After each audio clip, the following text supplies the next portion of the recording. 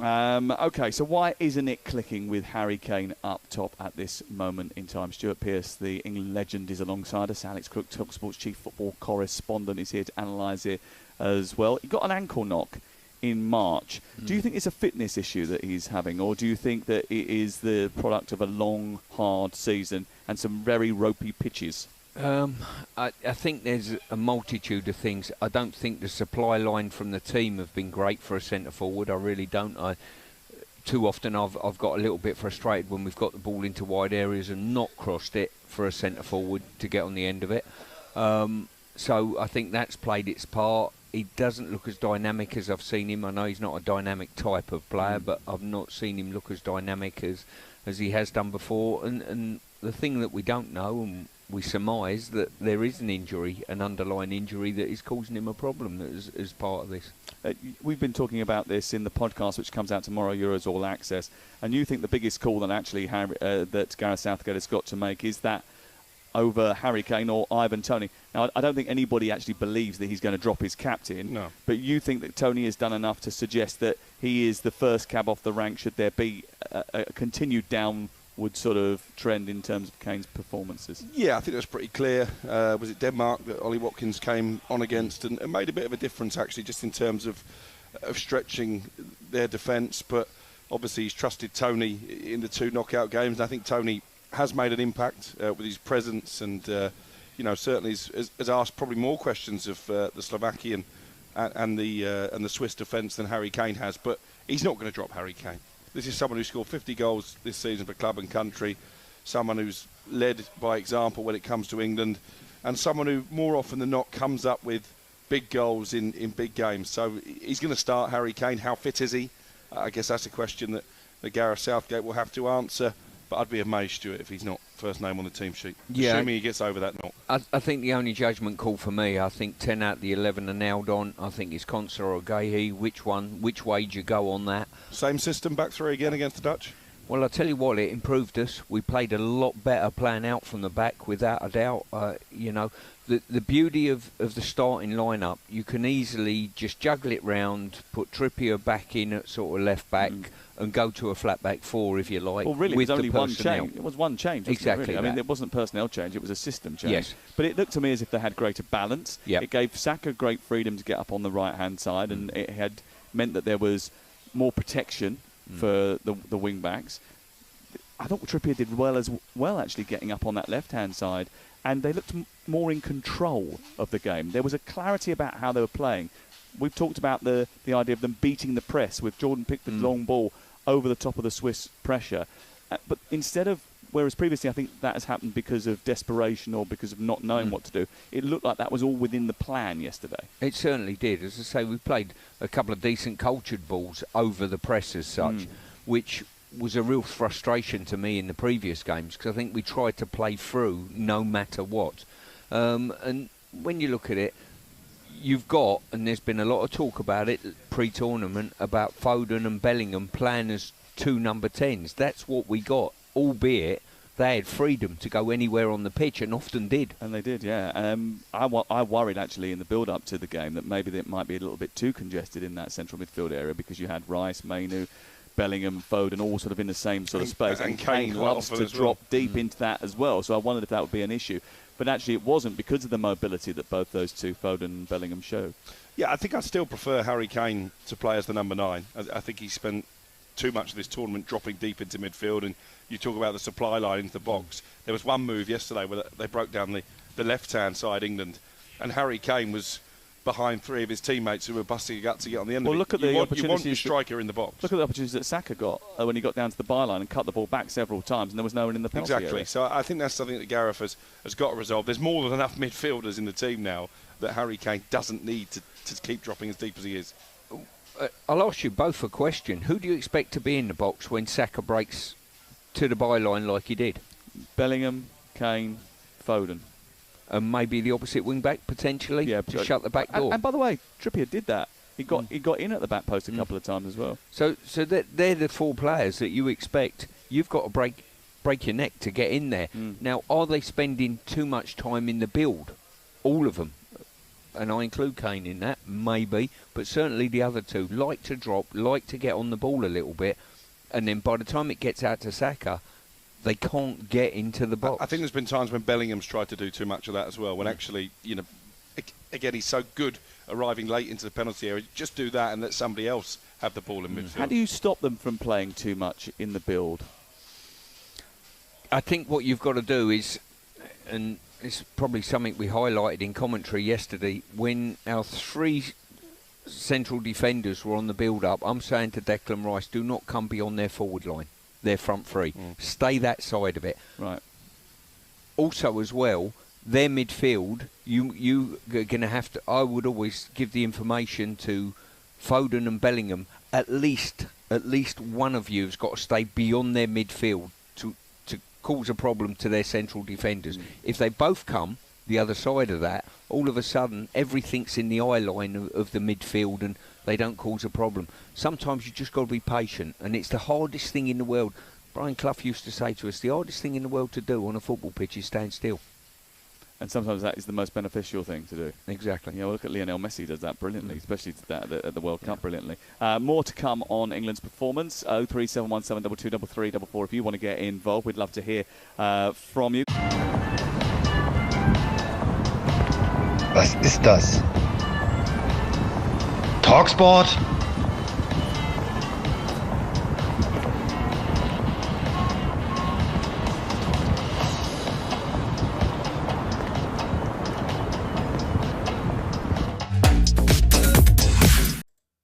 Zero goals, 0 assists, 0 dribbles completed, all whilst losing possession 10 times. Can you believe that they are the stats that Harry Kane amassed in a knockout quarter-final of the European Championships? But they were. And therefore, it is fair and it is just that we have a conversation around Harry Kane's starting berth within this England team. Is the captain undroppable? Simply by being a captain, the nature and virtue of a captain, are you undroppable? Because Harry Kane is causing England a major problem. And simultaneously, Ivan Toney looks like the absolute boy. Ivan Toney was more impactful in 10 minutes than Harry Kane was in 109. And with such potent goal scorers available for Gareth Southgate to choose from, Ollie Watkins has certainly looked good. He had a dazzling season. Ivan Toney seems like a man possessed.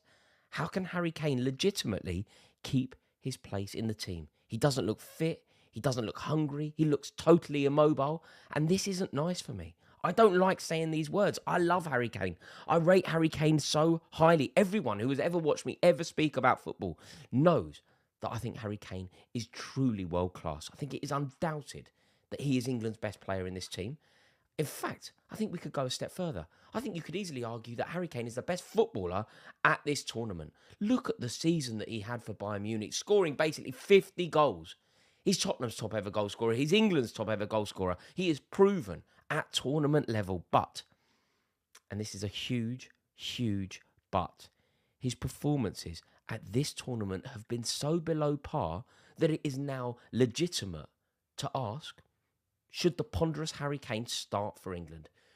When we line up in Dortmund against the Dutch in the semi-final of Euro 2024, should Harry Kane be in the team? If football is a meritocracy, and I have been banging on about the fact that football is a meritocracy and football should always be a meritocracy, then there is no room for Kane in this team. He has not looked good at any point in this tournament. We have persevered with him throughout this entire tournament. Yes, he's had his moments. He has scored 2 goals, including a winner. But realistically, are England a better team without Harry Kane? I think a really interesting experiment is to ask, why don't you drop him? So let's put a case forward as to why you persevere with Harry Kane. And let's see how this case stands up. If you say, no, we do not drop Harry Kane, and here's why. These are the reasons why we have to start Harry Kane against the Dutch on Wednesday. What are those reasons?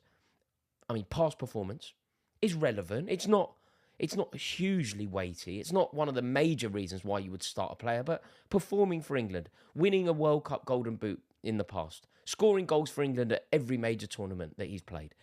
That counts to a degree. It's not a totally commanding reason, but there's something in a proven goal scorer for England. So that's something, being the captain. the captain means something. Being the England captain, wearing the captain's armband, leading the team out, your captain, by very nature, is arguably undroppable. That's not something that I agree with, but I think it's a legitimate question to say this. Can you actually justify dropping your captain? So we've spoken about past performance. We've spoken about past goal accumulation. We've spoken about reputation, the stature of the man, leading the line for Bayern Munich rather than leading the line for Brentford or leading the line for Aston Villa, all due respect to them. There is also the status, the stature, the prestige of Harry Kane. But I'm running out of reasons here. They're not particularly compelling reasons either, are they? Saying that one plays for Bayern Munich and the other one plays for Brentford. It doesn't feel like an all-encompassing argument. It doesn't feel like a knockout argument.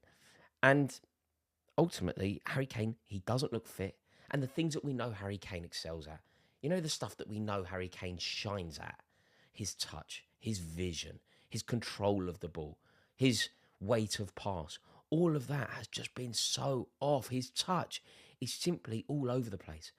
And it feels like a symbolic moment that Harry Kane didn't even make it to penalties yesterday. England won the game without Harry Kane. England were a better team without Harry Kane. Ivan Toney did more for England in his cameo appearance than Harry Kane did. And he looks a shadow of his former self. You know, at tournament level, Harry Kane is commanding. Golden boots galore. Assists galore. Captaining the team with passion, with bravery, with daring quality. Approaching goal scoring with a cunning knack of being in the right place at the right time. But it's just not happening in this tournament. Both with the ball and without the ball. He's been woeful. There was that moment, of course, when he scored in the last minute against Slovenia. That was huge. There was the goal in the group stages. Felt big. But ultimately, it's been few and far between. And we don't really have any major arguments to start him. You know, he's been so poor when we are out of possession. We want to press from the front. That's how we line up. That's how we set up. We want to be a team that makes life very difficult for the opposition. It's basically impossible to do that with Harry Kane in the team. He can't press. He's so immobile. It's like he can't run. Like I heard Gus Hiddink talking about him. He said it's like he's playing walking football. And it's true. I want to defend Harry Kane. To reiterate, I love Harry Kane. I rate him so highly. I'm beginning to think that there is no room for him in this team because he's basically a spectator. He's not involved. He's not involved at all. In the first half against Switzerland, he touched the ball 9 times. And it isn't an isolated incident. Do you remember in the group stages? Was it against Serbia? In the first half, he touched the ball twice. So I suppose it's a drastic improvement. 7 more touches for Harry Kane. None of them in the box, in that first game at least. So he's just not involved. He's on the periphery of everything. Whereas the Kane that we know, the Kane that we love, the Kane that we respect, and the Kane that we idolise is the player who dictates the tempo. Everything goes through him. Vision, playing a pass that mere mortal footballers cannot even see. He can execute with perfection, being in the right place at the right time, scoring from 2 yards, but equally having the ability to score from the corner flag. That is the player that Harry Kane is. That is the player that we know he can be. But if he isn't that, and if we're totally honest, he isn't that, why are we persevering with him? Is there an argument to say he didn't have a particularly good group stage in previous tournaments, but then he's come on to score goal after goal in the knockout stages of a tournament? You know, slow in the group, scores 4 in the knockouts. That's a previous record of his. Do we persevere with him because he's Harry Kane? Is that enough? Is that weighty enough? Is there enough mileage and oxygen in the theory that you don't drop Kane because he's Harry Kane? Feels a little bit Cristiano Ronaldo. I know that Kane's got to be, a decade younger than Ronaldo, but it does feel a little bit Cristiano Ronaldo to me with Portugal. Portugal persevered with Cristiano Ronaldo. The idiocy of Roberto Martinez was there for all to see. It became the Ronaldo show. Ronaldo was in it for nothing other than Ronaldo. Ronaldo is a man who is fulfilled by merely self-gratification, and that's why he wanted to play. Whereas Harry Kane, I believe, wants silverware, wants to be part of a team that wins silverware. And therefore, I think he would do anything to make sure that we get that silverware. Are we a better team without him in the side? Another interesting experiment, by the way. This one really is important. Ask yourself this question. Think of England's most mercurial talent. Think of the most prodigious talent that are going to win this tournament for England. there's three, isn't there? Jude Bellingham, Bukayo Saka, and Phil Foden. They're the three. Question for you. Who would those three players rather have playing in front of them? So, Phil Foden, would he rather be linking up with Ivan Toney, or would he rather be linking up with Harry Kane? Jude Bellingham, would he rather be playing behind Ivan Toney or Harry Kane? Would he rather play off Toney or Kane? Bukayo Saka, how good was he yesterday, right? The way that he skinned that Abisha constantly, went round him, reaches the byline, looks up. Kane's not even in the box to receive a cutback. He's not even there. So imagine if you're Bukayo Saka and you could have a legitimate, open and honest conversation with him. In a totally transparent world, Bukayo Saka, what does he do in this very situation? Bukayo Saka beats that Michel Abisha. Who does he want in the box? Does he want Kane or does he want Toney? Who's more likely to be in the box? Is it Kane? Is it Toney? Jude Bellingham. Ball goes up. Ball comes in from Saka. Jude Bellingham's going to gamble to the far post. Who's more likely to win the flick on? Is it Kane? Is it Toney? Jude Bellingham is more likely to receive the ball from Kane or from Toney. Phil Foden is going to be a better player linking up with Kane or Toney. I'm not for 1 second suggesting that Harry Kane is a better player. Sorry, I am suggesting that Harry Kane is a better player than Ivan Toney. But is he a more effective player? Is he a better player today? He looks unfit. You know, when he got launched into the dugout by Manuel Akanji, you know, he went off, he got cramp. He hasn't been moving freely in this tournament. And he had that ankle injury. He had a back injury for Bayern. You know, the ankle injury came around February and he wasn't the same player after that. The back injury came towards the end of the season and he missed the last 3 games of Bayern's season. He hasn't played well since then. So I think it's now getting to the stage where you could legitimately make a case that dropping Harry Kane is the correct thing to do. Not only because of the fragility within Harry Kane, not only because of the poor performance within Harry Kane, but because of what we have on the bench. We have proven goals galore, waiting to be unleashed into this tournament. Whether it's Watkins or whether it's Toney, both have a proven track record of scoring goals. But it's huge, isn't it? What I'm saying here is truly huge. Can we legitimately drop our best player from this team as we embark upon the most important game that we've played for 3 years? Can we go into a game against the Dutch without Harry Kane? In fact, this is an interesting angle. Who would Ronald Koeman rather start for England, Kane or Toney? It's interesting, isn't it? When you look at it from different angles, who would Bellingham rather play with? Who would Van Dijk rather play against? When you answer those 2 questions, I think you have the answer. I think Bellingham would rather link up with Toney at the moment. I think Saka, when he looks up, Kane's not even there, so he'd rather link up with Toney. And I think Virgil van Dijk would find Ivan Toney in this form a thorn in his side. So I'm going to argue, I can't believe I'm saying these words. I didn't even know that I was going to come to this conclusion, having explored it with you. But I'm going to argue that Harry Kane needs to be dropped. I think Ivan Toney needs to start. I know that Gareth Southgate won't do it. And I, on some level, understand why. I think there is an argument to say keep Kane. But for me, I've always said it's about a meritocracy. And Ivan Toney, every single time he's been given an opportunity for England, has looked electrifying. So let's throw him in the deep end. Harry Kane can still contribute as well. If Ivan Toney has run, you know, whoever it ends up being, De Vrij, Van Dijk, De Ligt, Van der Ven, whoever it is, if Ivan Toney has run them ragged for 65 minutes and then Harry Kane comes on, little bit of extra room, fresher legs for Kane, I think there could be something in that as well. Thank you for helping me explore this. I really appreciate your contribution. You've really helped me work this out. I started this video thinking I was going to say that there is no way that we can legitimately drop Harry Kane. And I've ended it by saying Ivan Toney needs to start. Really hope you've enjoyed this video. Please let me know your thoughts in the comments below. Really want to hear your thoughts on this. Very, very important, because I'm not entirely convinced that I'm saying the right thing here. So I really want your counsel.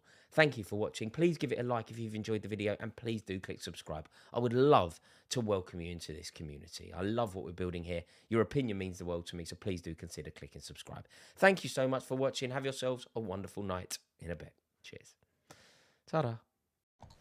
Hi everybody, welcome to That's Football. Gareth Southgate must drop Harry Kane, but we all know he won't. You know, Napoleon Bonaparte said, I'd rather have lucky generals than good ones. And what he meant by that is lucky generals win battles. Good ones don't always do it. And Gareth Southgate has absolutely had his fair share of luck in Euro 2024 and in other tournaments. The run that we had to the final when we hosted the tournament in the last Euros at Wembley, the run to the semi-final in the World Cup, and the run to the semi-final this time. We've also been ridiculously lucky with wonder goals from Bellingham and wonder goals from Saka. But how long is that luck going to last? And I will sit here and say England could win this tournament. I hope they do. But if the luck runs out, you'll be left with the reality. And the reality is we've got a goalkeeper kicking the ball like he's playing in the 80s, 50 yards every time and doing a fist pump. That's coming from the coach. He won't get a job in the Premier League doing that. And he's picking Harry Kane, who everybody knows in England is playing dreadfully for England. Now, Gary Neville has said he won't drop him. You know, he's a leader. He's one of the best players England have ever had. Gareth won't drop him. But what happened to Portugal? They wouldn't sub Ronaldo. They wouldn't drop Ronaldo, and they're out of the Euros. Would you rather be in the Euros or out the Euros because you hold up a player as being more important than the actual team and nation? And he's not going to drop Harry Kane, but he bloody well should do. I think throughout this tournament, he's been absolutely rubbish. And I want to talk about what Bielsa said as well after the game for Uruguay yesterday. One of the biggest comments in football that needs to explode amongst people who care about football, which is you. But talking about England, I look at Ivan Toney, I knew he'd score that penalty. I look at Ollie Watkins, he's in the form of his life. These two players offer something very, very different. Mobility, strength and form. Harry Kane offers experience and I've played the game, but he's not playing well. I do not understand international football. I find it massively frustrating until I figured out that basically international management is the jobs club managers don't want. Ambitious club managers are in, they're in club football. International football is where people go who can't get a job. There are exceptions to that. Nagelsmann at Germany, Bielsa obviously at Uruguay, but the vast majority, Martinez is a no-hoper. I think Deschamps has been successful because of the players he's got. The football and tactics he picks is terrible. And we've seen that with Southgate as well. Common sense doesn't seem to prevail. England are in a semi-final of the Euros. What would you do?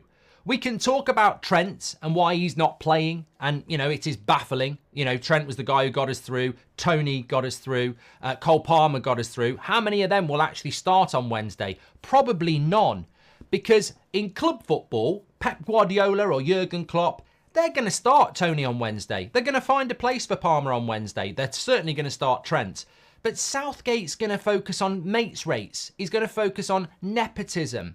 And that is basically the world of the FA, Gareth Southgate and that England team. That's why all these players love playing for England, because it's almost like a cult. If you're in the club, it's the secret handshake and you're all right. Doesn't matter if you're not playing for your club, you'll get called up, Calvin. Doesn't matter if you're not playing for your club, you'll get called up, Jordan.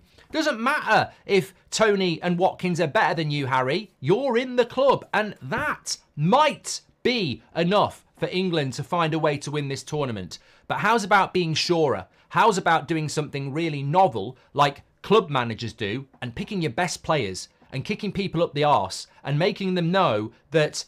it's amazing to me that for England, you can play up front when you're not playing well and everybody knows you're not playing well.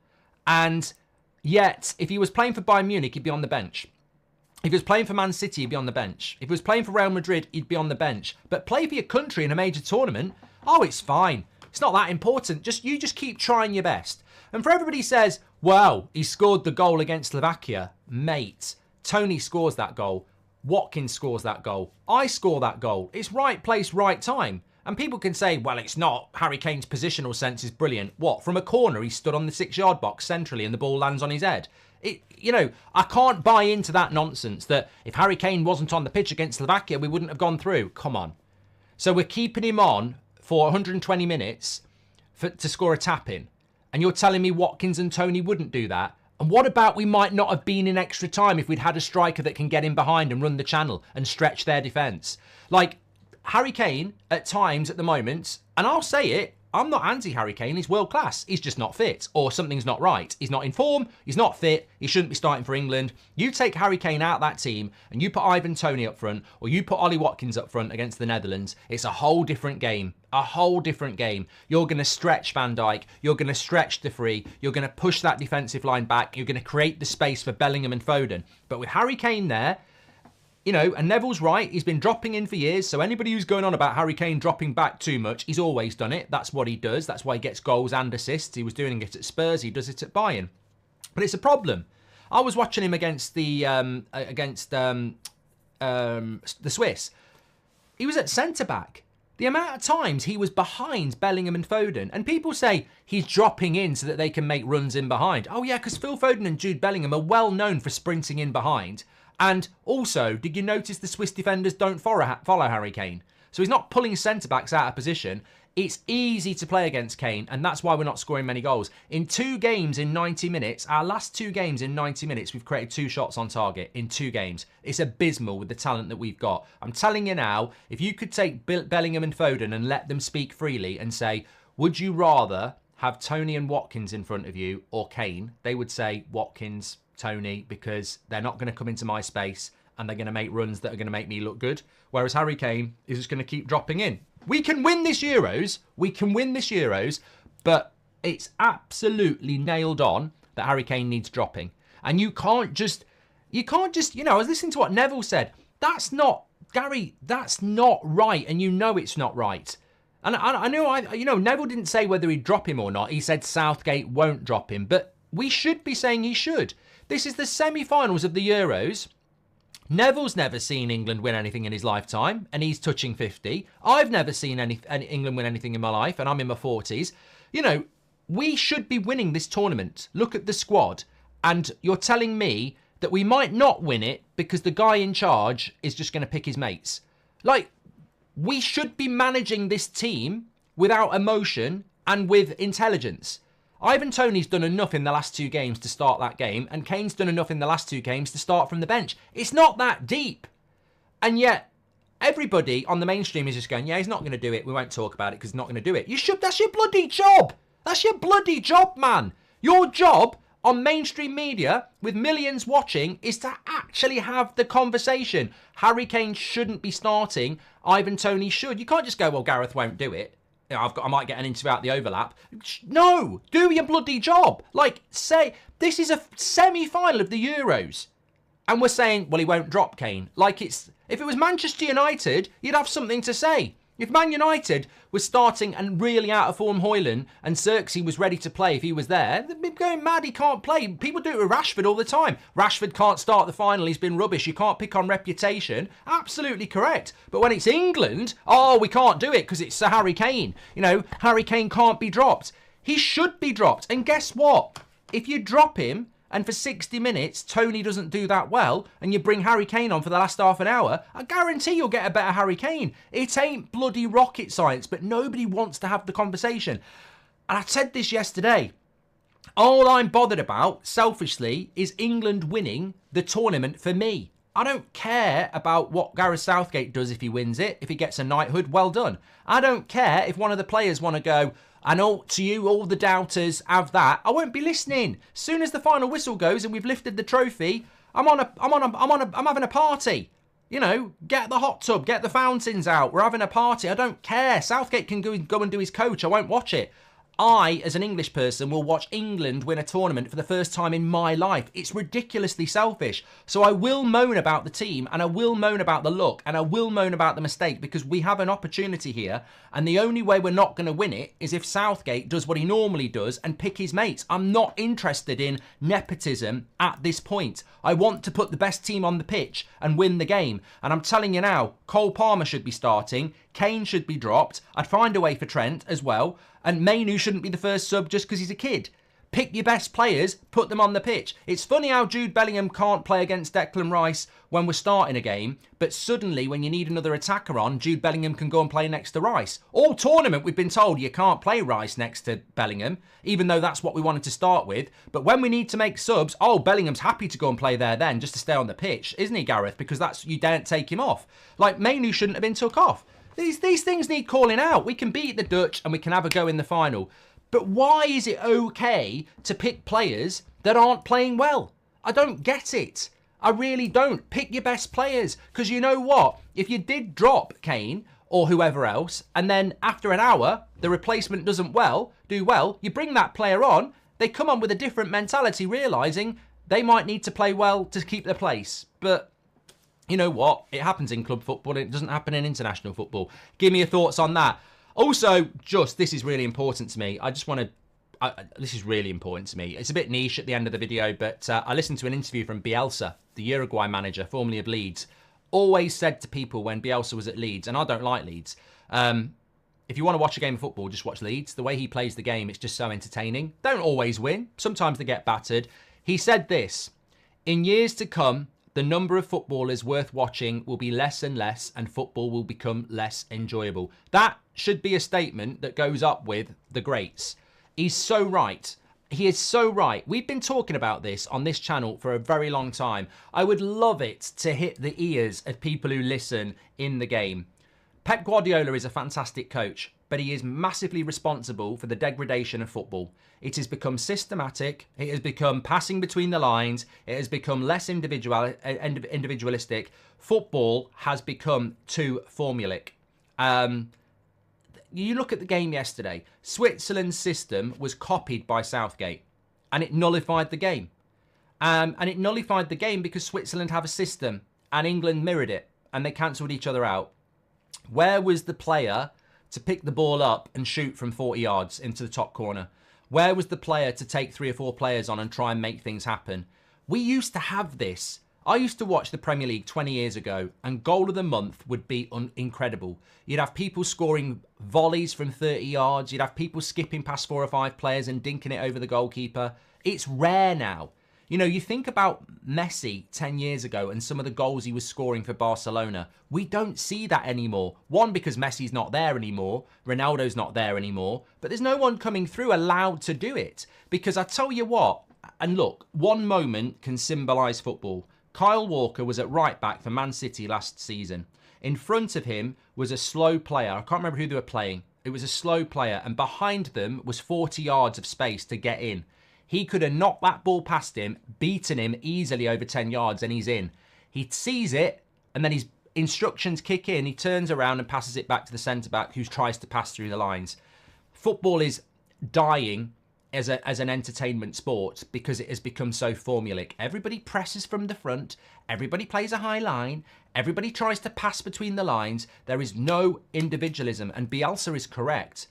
Look, it doesn't mean that we don't get good games, but God, where have all the Cowboys gone? Like, where are all the heroes gone? They've been trained out of it. Messi spoke about this only a few weeks ago. Like, they're stopping 6, 7 and 8-year-olds from playing like he did because you've got to pass between the lines. You've got to get your system right. And it becomes a game of chess. Football becomes a game of chess when it should be a game of Grand Theft Auto. It should be exciting. You should drive through a red light. You know, not in real life, by the way, but this is football. Risk-taking is gone. And I've been talking about this, and we've been talking about this for a number of years. If I was a young footballer now, I would almost be, in my own time, trying to find a way to ignore what I'm being coached. It's being coached out of you. Take people on. We used to play football down the local park. We used to play football at lunchtime at school. We used to play World Cup. You know, one person goes in goal, 8 players would play. Ball gets kicked out. Score a goal, you go through, you wait behind the goal. Last one out. Last one left out. You couldn't pass. You're on your own. Are they doing that sort of stuff anymore? Like, you've got to skip past people. You've got to dribble. You know, and that game's brilliant as well, because if you go and get the ball from 30 yards and no one closes you down, you might just smack it and not have to take anyone on. It's a brilliant game for bringing out individualism. But we're not about that. We're about passing drills. And passing's important, but where's the individuality? You know, it's been trained out of the game by these amazing coaches who are actually tactician chess players. They're not individualistic players. We need that individualism. And I tell you what, the best way to break a Pep Guardiola system is if you've got a midfielder who picks the ball up in their own half, You know, someone presses them, they go past them. The system's broke because someone's got to come to them, and that means they've got to leave someone. And then you play your pass, and then you get it back, and you're in space. You know, individualistic taking people on. Please bring it back. It will make the game so much better. Legends, everybody. So much for you to talk about there. Get your comments in below. Smash a like on the video. Clip what you like. Have a great day. Euro semi-finals are Tuesday, Wednesday. We'll have some content for you tomorrow as normal. I'm loving this channel. I'm loving the conversations we're having about football. People don't want to do it. They should be doing it. It disappoints me how we live up the arse of modern football and there is a real problem. And it disappoints me how this is a semi-final. England could win this tournament for the first time in my life and everybody else's life. And we're sat there, the mainstream going, Gareth won't drop Kane. Well, maybe you should demand he drops Kane. You'd do it if it was United. You'd do it if it was Arsenal. But because it's bloody England, we're happy just to get knocked out or rely on luck. Get your best players in the team. Give people a kick up the arse. They'll probably play better. See you later.